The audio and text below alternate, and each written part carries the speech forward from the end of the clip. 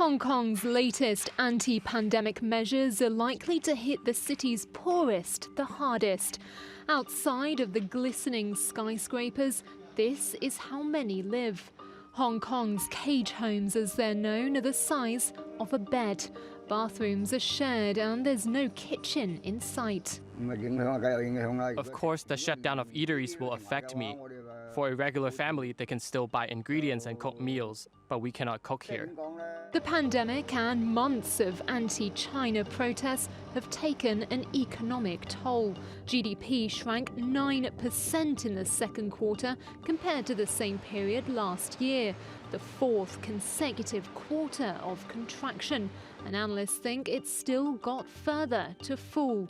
Business is suffering too. In the second quarter, the restaurants, hotels are still open.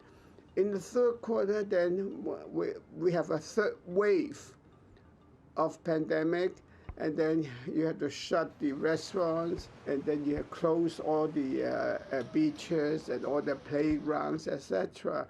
So I will see a much worse figure for the third quarter. Monthly retail figures out on Thursday are expected to only add to the grim outlook. In May, they were down almost 33% on the year. Bars and restaurants like these are now in a fight for survival. According to restaurant reviewing app OpenRice, more than 250 eateries closed down last month alone. And now, after months of unrest and a bruising trade war, analysts say the pandemic could be the final nail in the coffin for many local businesses.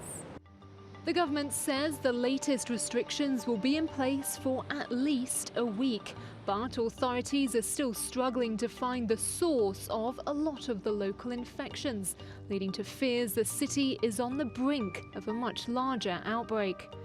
For Mr. Chu, it's just one day at a time. He says there's nothing he can do but try to relax and take things as they come. Michelle Hennessy, TRT World, Hong Kong.